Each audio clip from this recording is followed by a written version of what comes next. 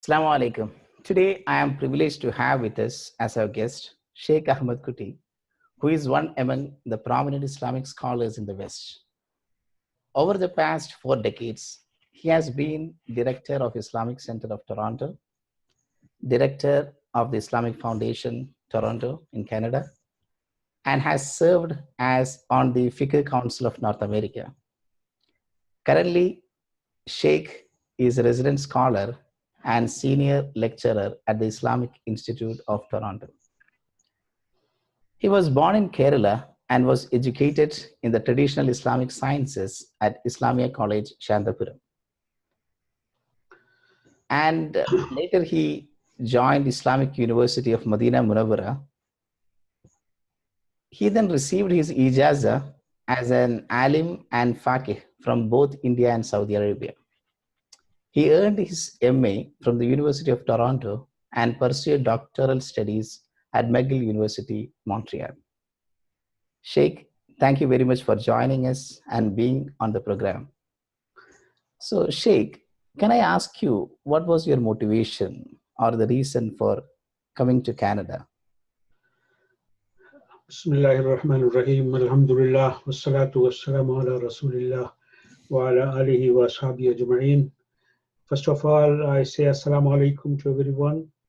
I thank you for asking me these questions and giving me the opportunity to explain myself so that we can benefit ourselves and others. The question, why did I come to Canada? What was my motivation? I would answer briefly. I was motivated to come to Canada to pursue my advanced studies, postgraduate studies on Islamic theology and Islamic thought. And having graduated first from Shantapuram and then Islamic University of Medina, I thought I should have a taste and experience the methodology of research practiced in the Western universities so that I can use it to serve the cause of Islam. This was my primary motivation. So for this purpose, I got admission into master's program in the University of Toronto, where I completed my master's in 1973.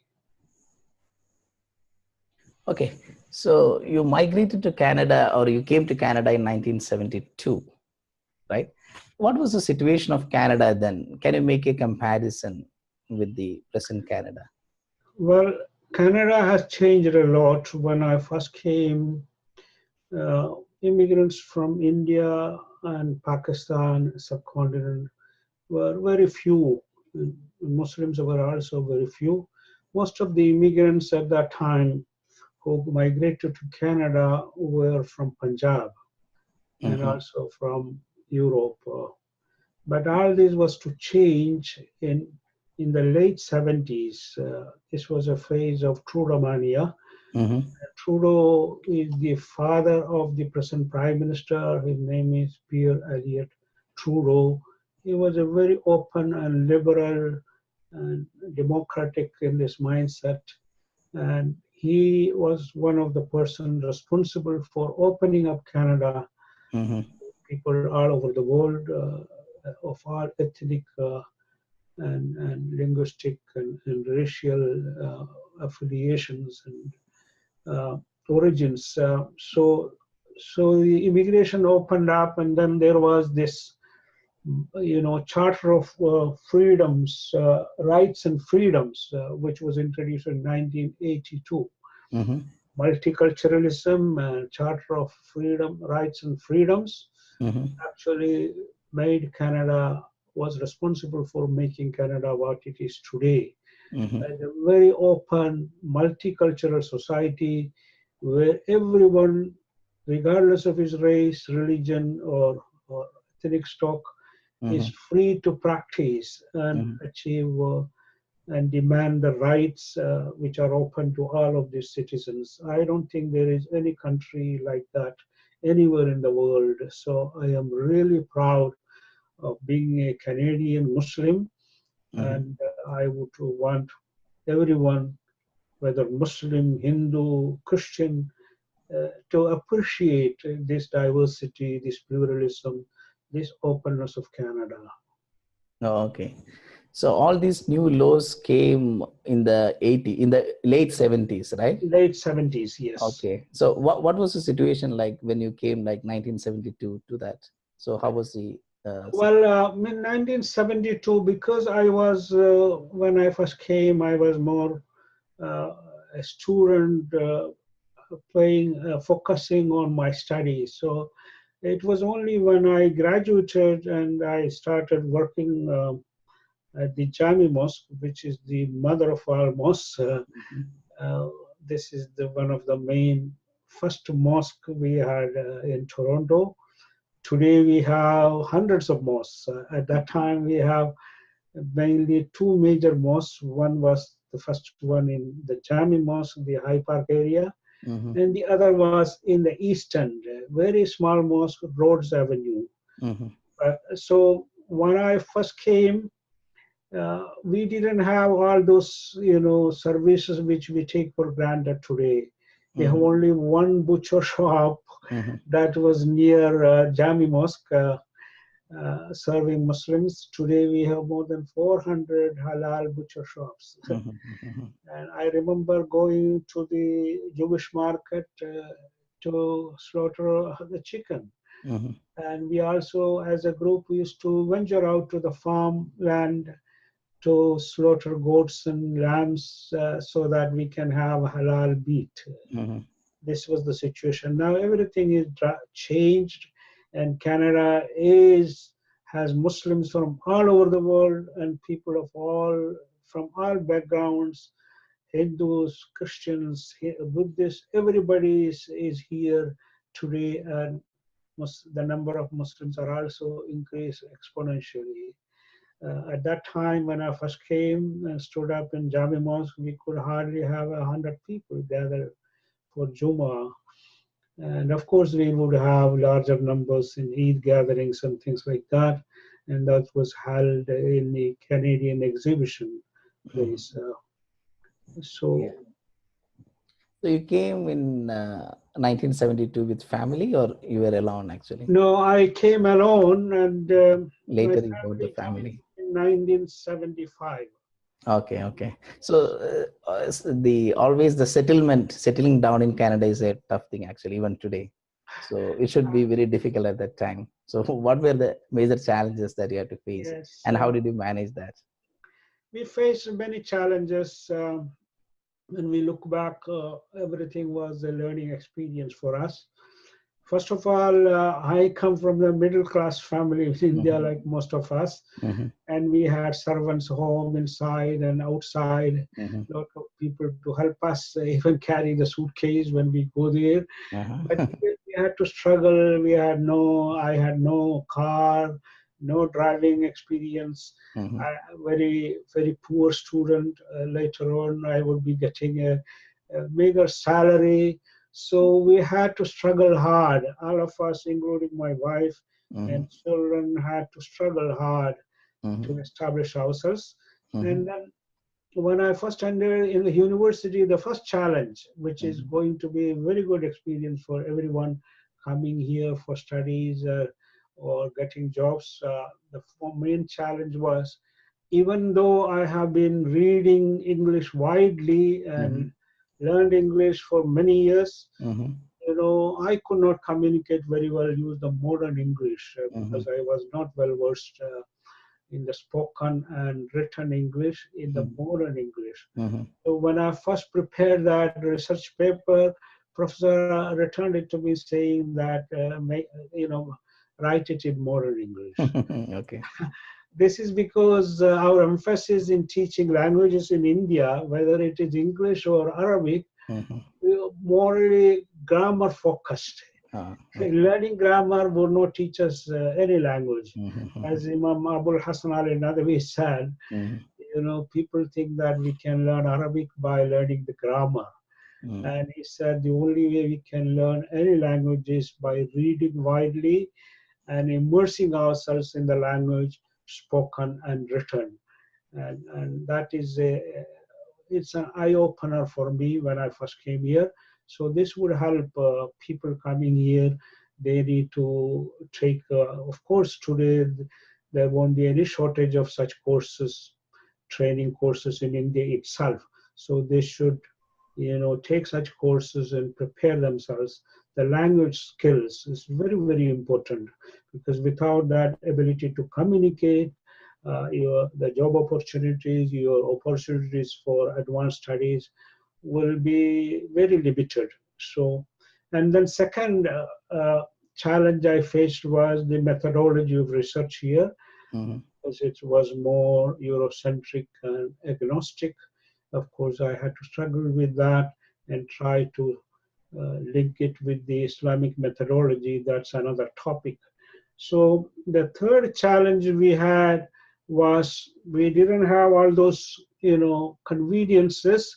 So it was a great struggle, and we had to, first struggle was within the Muslim community itself.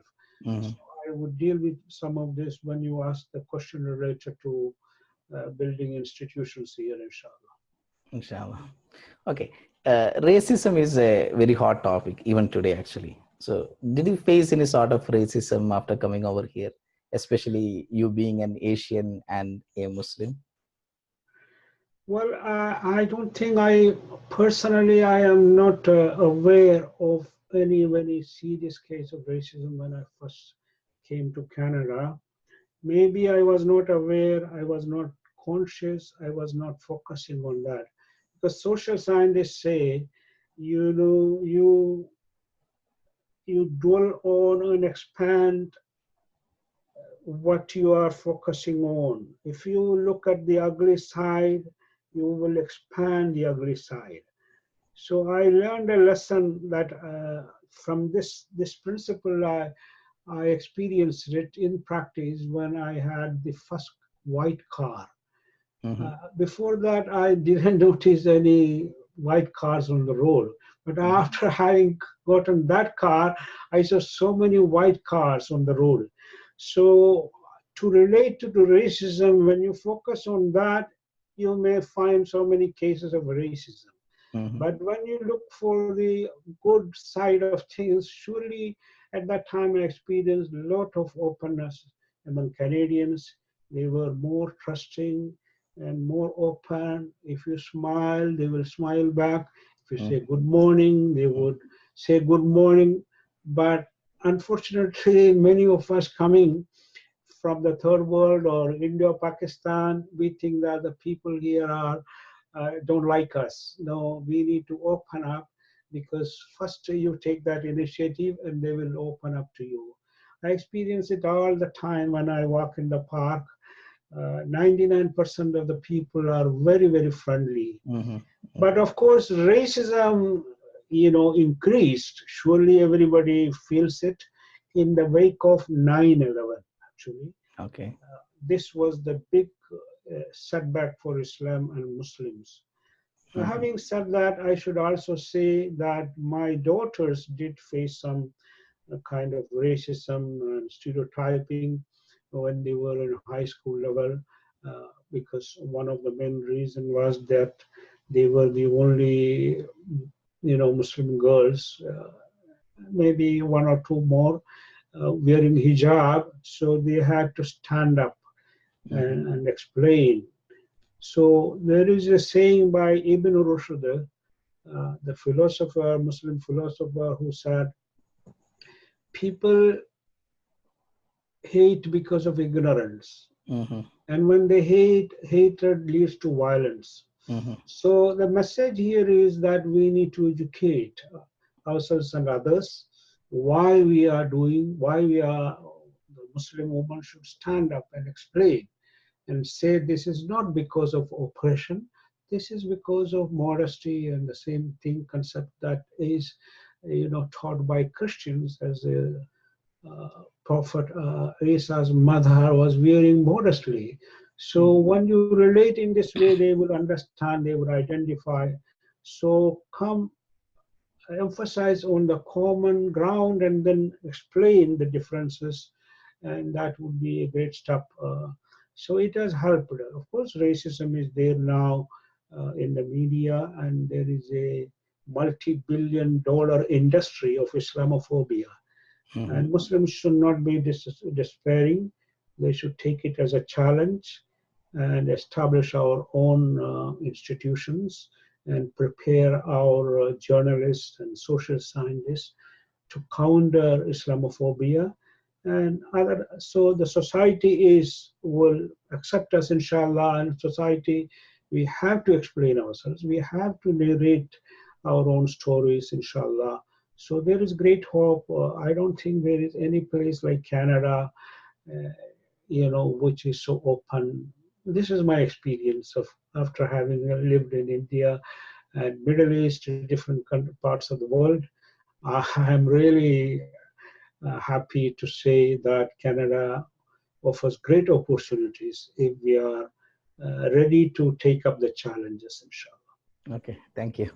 So let us talk about the Indian communities and groups at the time when you came in Canada. Were there any organizations or support groups to ease the immigration settlements of the new immigrants at that time?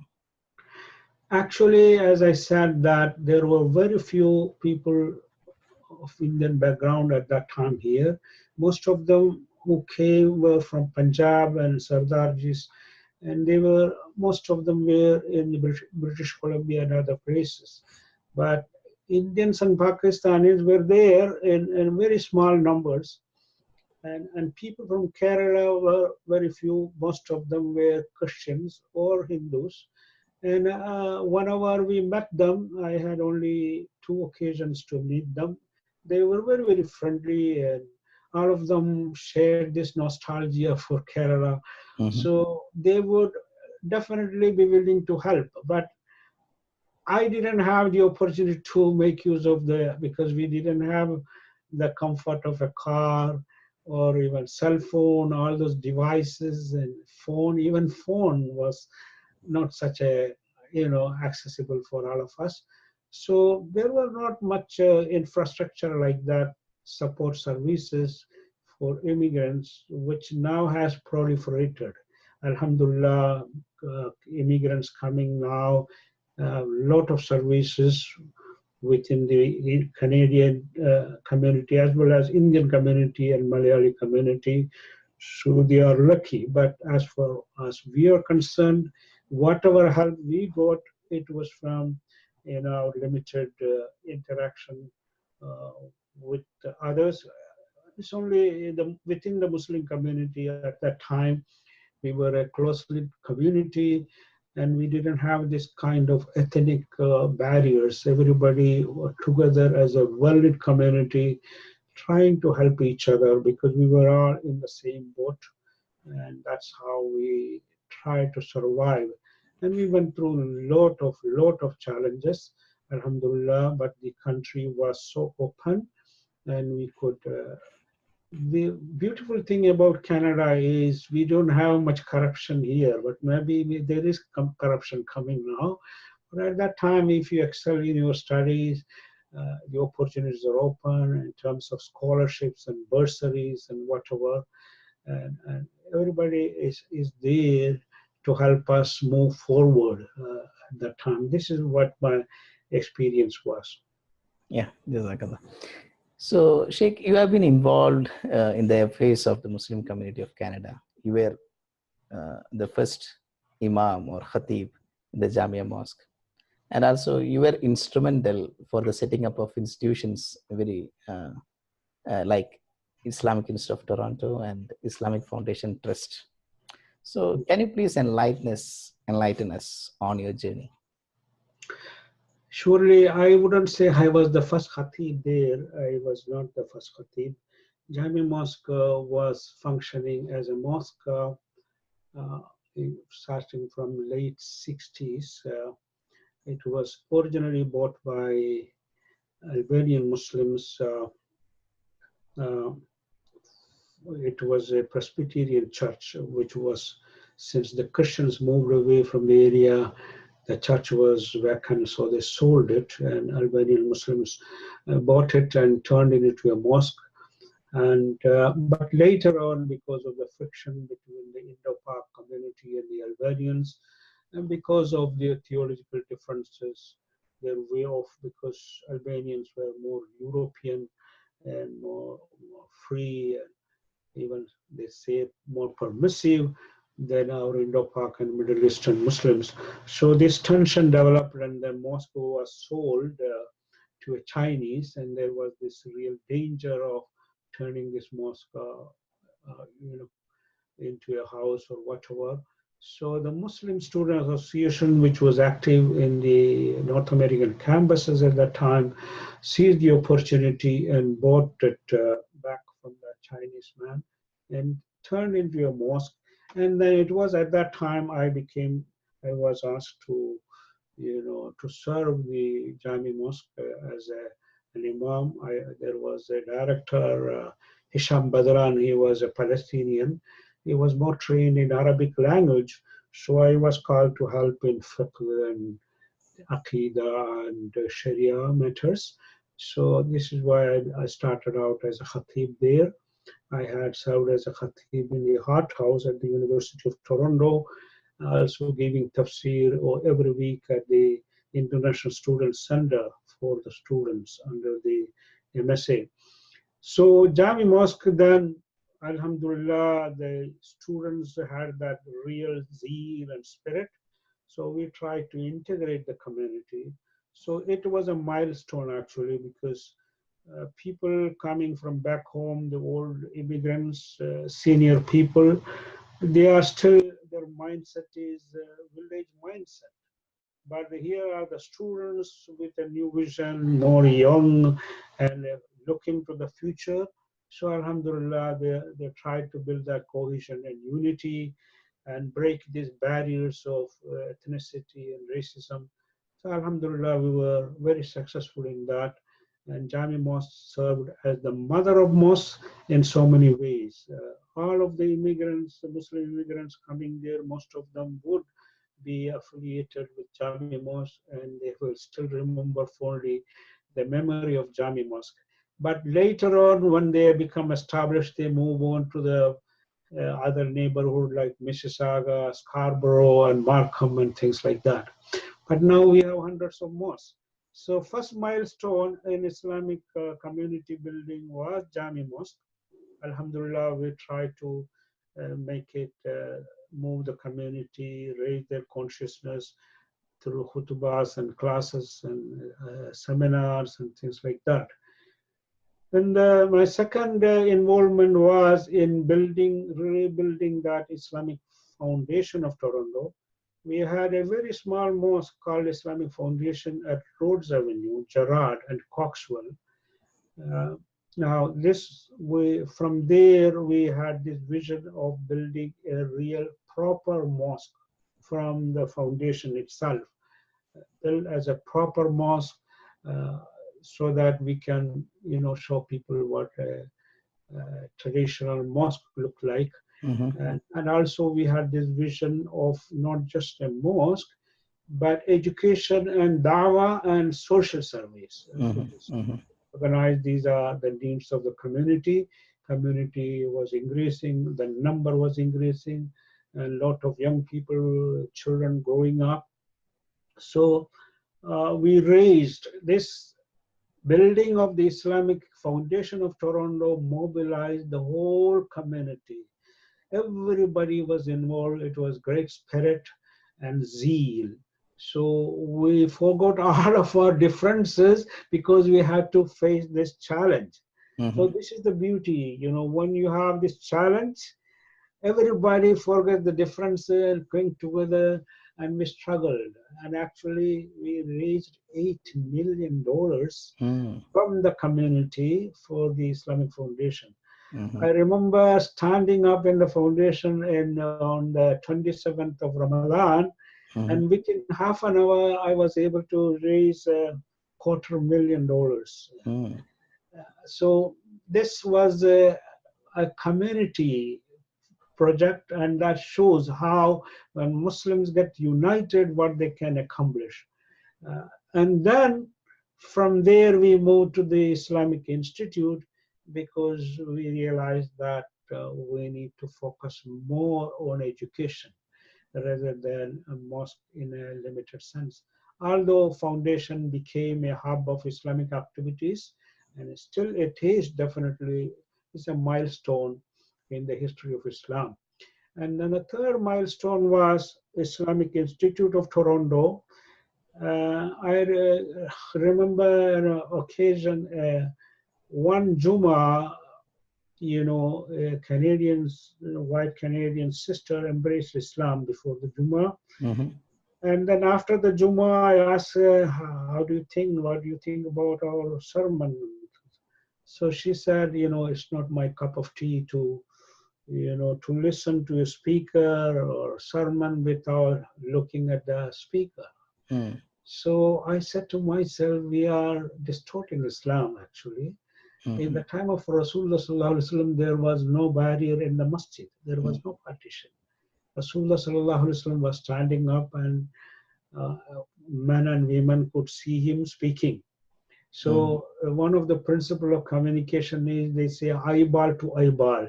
You should be able to see the speaker, and Mm-hmm. the speaker should be able to look at the audience and Mm-hmm. see the audience to interact with them.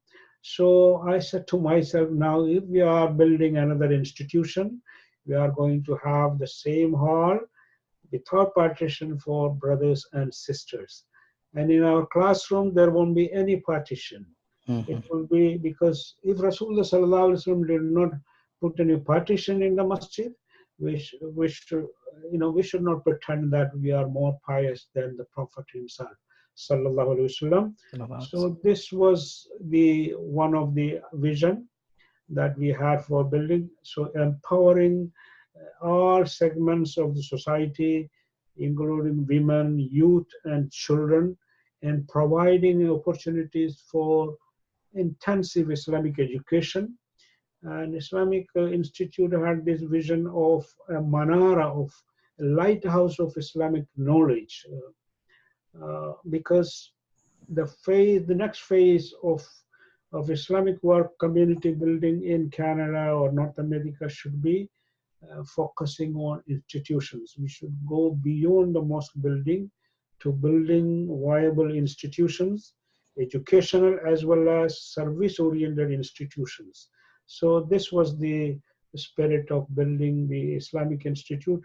Alhamdulillah, we have managed to gather a number of scholars there, and we have been offering wide spectrum of courses. Mm-hmm. Islamic theology, fiqh, usul al-fiqh, usul al-hadith, ulum al-hadith, you name it all.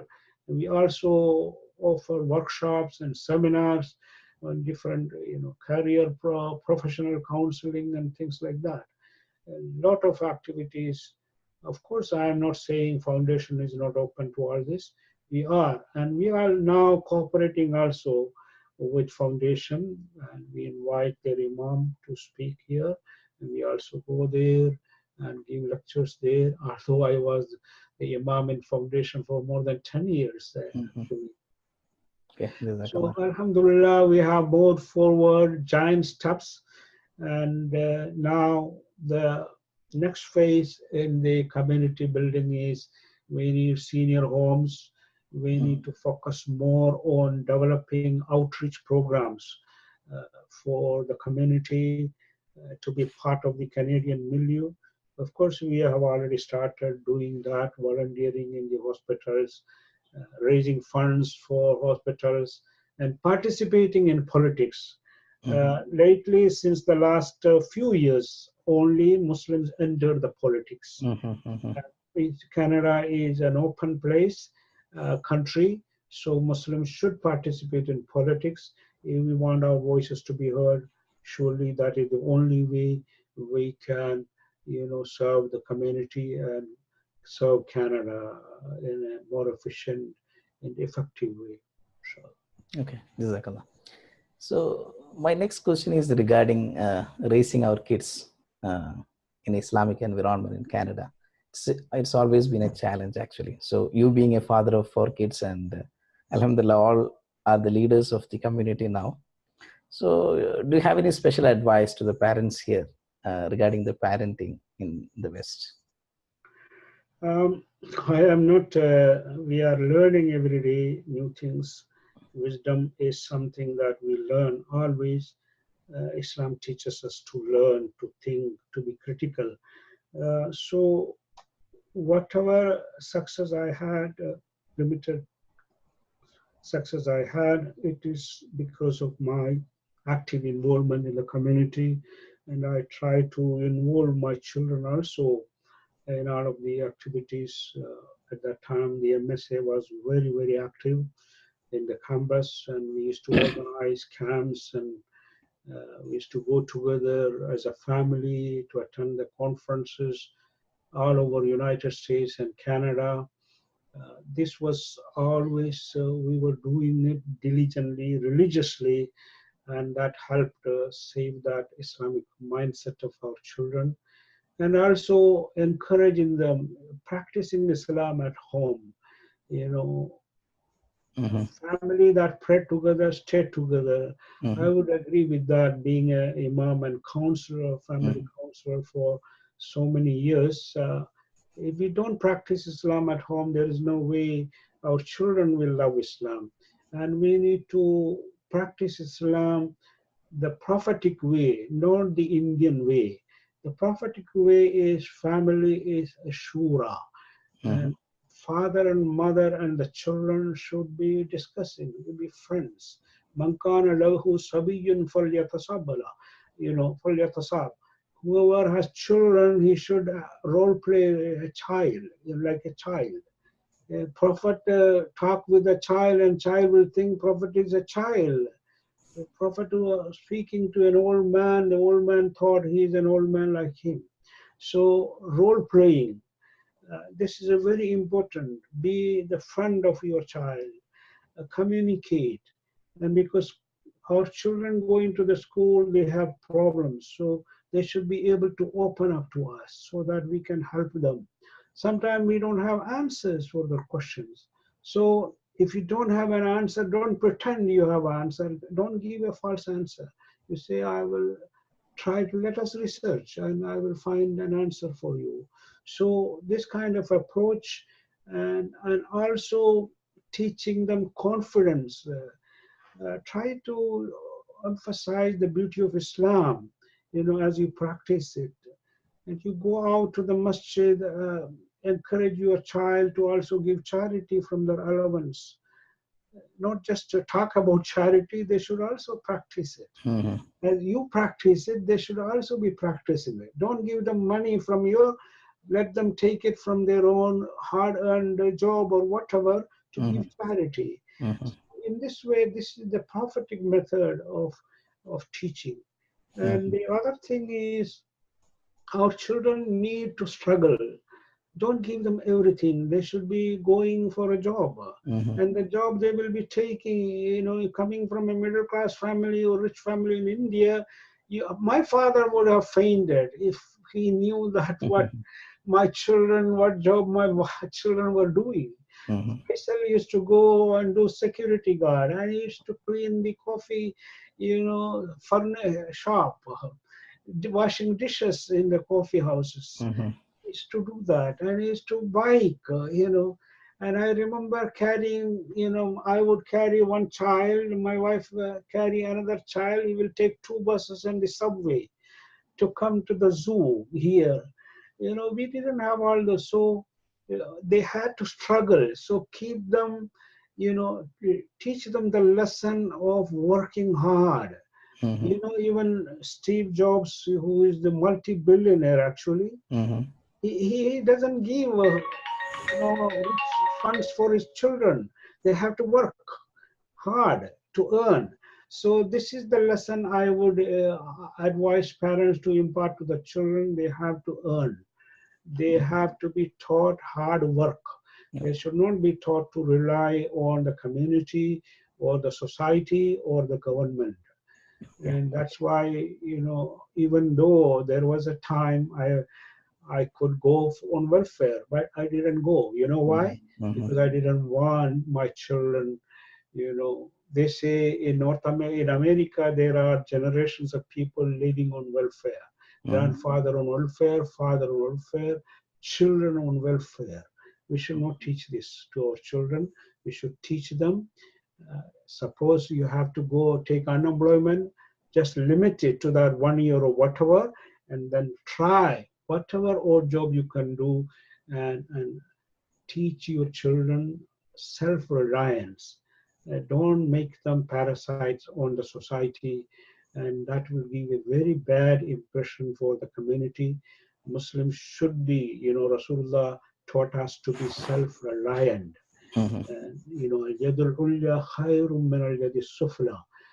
Giving hand is better than a receiving hand. So Mhm. the lesson I would impart for those who are coming here, especially Muslims and Hindus and others, we should learn this. This is also part of every religious tradition. So we should teach our children to be self-reliant and to be giving to the community rather than, expecting what the community can give us. We should be investing.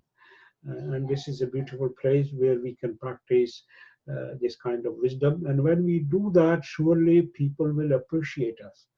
And my own experience in living in Canada is, my neighbor was a Christian. Now I have also Christian neighbors, Sardarji, a neighbor, and really we share, whatever in Eid days we share the feast. We Mhm. have Christian neighbors, uh, diligently, religiously. Where I lived for more than 28 years. My Christian neighbor used to remove my snow. I used to remove his snow. Mhm. I used to cut his grass. He used to cut my grass, and this was. And when I was held in the States, during the Bush era, the first person who came with the gift box was my Christian neighbor. Mhm. And he was the one who asked his pastor in the church to invite me to deliver a lecture on Islam. Mhm. So all this because, don't expect people to treat us, to befriend us, befriend them. And this is a good neighborliness. Surely there is a lot of opportunity for all of us. Mhm. So, and also we should shake our, open up to the Canadian culture. Of Mhm. course, there are bad things, permissive things here. We should teach our children to avoid it, but there are a lot of good things in everybody. I was amazed when I first came to Canada in those early years when we didn't have many mosques. Mhm. Churches used to welcome us, Mhm. open the doors for us, and we used to pray in churches. The Mhm. only question we had to raise among Muslims was, when the statue is facing the Qibla, you need to cover it up. Mhm. So they were very open. Actually, when I experienced that, I realized this was what the Prophet did. He welcomed the Christians to the mosque, and when it was time for prayer, he told the Christians to pray in their own way in the masjid. So Okay. you see, uh, so in this way, we need to reread and relearn Islam to grasp those universal principles and apply it and treat everybody as we would want them to treat us. Okay. I remember the words of wisdom from Ali ibn Abi Talib radiallahu anhu when he was caliph. Mhm. He wrote to the governor he had appointed to Egypt. He told him, look, don't be a predator as Mhm. preying upon the subjects. People are one of two groups. If they are Muslims, they are your brothers in faith. If they are not Muslim, they are equal to you in humanity. Mhm. So treat everybody with fairness and compassion. That is how treat them as you would like them to treat you. This Mhm. is how we can earn the love and pleasure of Allah subhanahu wa ta'ala. So that, Okay. Inshallah, yeah. Jazakallah khair. So, do you have any special advice to the next generation Malayali Muslims living in this part of this world? Any special advice to Malayali Muslims? Yes, surely I would say to the Malayali Muslims, we need to have four identities. Number one is we are Malayalis. Mm-hmm. First, Malayali Muslim identity. Mm-hmm. Secondly, Malayali identity. Mm-hmm. Thirdly, you know, Indian identity, Mm-hmm. and fourth, Canadian identity, and of course, overlapping all of this Islamic identity. Mm-hmm. So we have five identities, Mm-hmm. and do justice, balance all this, recognize your Islamic identity Mm-hmm. by getting involved in the community work, and also be involved in the Malayali Muslim community Mm-hmm. and the Malayali community, Mm-hmm. also in the Canadian community, participating in all of the activities here, opening up to them through acts of compassion and charity and things like that. This is prepare them for that, and also our youth have to realize that this is a country where there is opportunity for everybody. If you are willing to learn a new trade or Mm-hmm. new profession, even though you may have been graduated as an engineer in India and there is no opportunity for engineering here, you can even go for medicine here Mm-hmm. or for law or as a journalist. If you are willing to take the necessary steps and sacrifice and struggle, initially you may have to end up driving a taxi or whatever, Mm-hmm. or doing odd jobs while you are training for yourself. But Mm-hmm. all of these, we have to be willing to make that sacrifice and struggle. We cannot expect to live as we used to live in India with servants and things like that. We should be able to uh, make that. And the third thing is always have goals that are meaningful. Mm-hmm. As Muslims, our goal, we should never sacrifice our Islamic identity and prepare our children so that they also leave behind, we leave behind as Muslims who are conscious of their Islamic responsibilities as well as their civic responsibilities and also duties to the humanity. It's very, very important, inshallah. Okay, Jazakallah khair. So this the next question is going to my last question. So do you Yes. have any advice to those who are in India or in abroad who are planning to migrate to Canada or to the West? Yeah, surely my advice to people coming to Canada, number one is I already indicated that try to learn the language, uh, Canadian or American English, and also understand that whatever degree or training you have in India, it may not be recognized here, but don't be disappointed. Maybe you will get admission into master's program as a special student. Once you prove your credentials through getting good marks, you will be accepted into the proper degree program. So you have to be willing to take that retraining, and there are great opportunities. But don't expect because you have been a doctor or engineer in India, you will land a job in your profession. I remember going to India a number of times, and somebody would come to me. One person came to me and said, "I am professor of English literature. Can I get a job in Canada?" I said, "Please don't expect like that because, even if you are a professor of English literature here, you will need to go through that training and examination here. It would take you a long time to be recognized as a professor here because you have to master the spoken language and the written language is the modern way, the way it is practiced here. So it will take time, but of course, so don't expect. The same way somebody called me from Dubai, said he's a lecturer in psychology. He wanted a position as a lecturer in psychology here. So these are all, I don't know who deceived them in this way. So, but having said that, nobody needs to despair.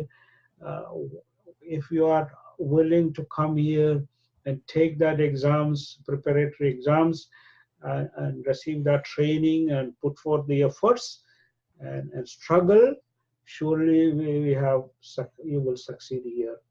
And another thing is, we need to also, even though we are Muslims from India or Hindus from India or Christians, we have this tribal mindset sometimes, and we come here and we want to make our tribe here. No, we should be aware of the cultural sensitivities here. We should be opening up. We should treat everybody as we would want them to treat us. And when we do that, society, if you, a person from India can even, whether you are a Muslim or Christian or Hindu, if he has that dream, he can even become the Prime Minister of Canada. So this is the kind of country that we have here. Surely for that you will have to struggle. And this is my advice, and it's hard work. Focus on the positive aspects of Canada. Of course, there are challenges. Our children are going to face challenges. We are going to face challenges, but don't let the setbacks hold you back. Inshallah. Ihris alama yanfa'uka wasta'in billah. Rasulullah sallallahu alaihi wasallam taught us, always look forward to achieving goals that are meaningful and beneficial, and struggle putting your trust in Allah, wala ta'ajiz, and do not feign helplessness. Don't think you are a helpless person. God has given us the resources. And fa'atba sababa, Dhul Qarnayn, he said, he took step by step the causes that Allah has appointed. He used them to achieve the real goal that he was meant to, the mission he had chosen for himself. So this is my message, inshallah. May Allah subhanahu wa ta'ala help us all.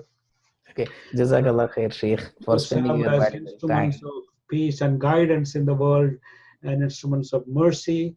And Rasulullah sallallahu alaihi wasallam has been sent as a mercy for all of the creation. So inshallah, let us prepare ourselves to be agents of mercy, instruments of mercy and compassion. Ameen. Jazakallah khair, Sheikh, for spending your valuable time, sharing your experience and knowledge with us. Inshallah, thank you very much for inviting me. Inshallah, some of these points I will be more articulating better in the written form, inshallah. Okay, Jazakallah khair. Barakallah feek. May Allah bless you and the family, bless all of our family, inshallah. Ameen.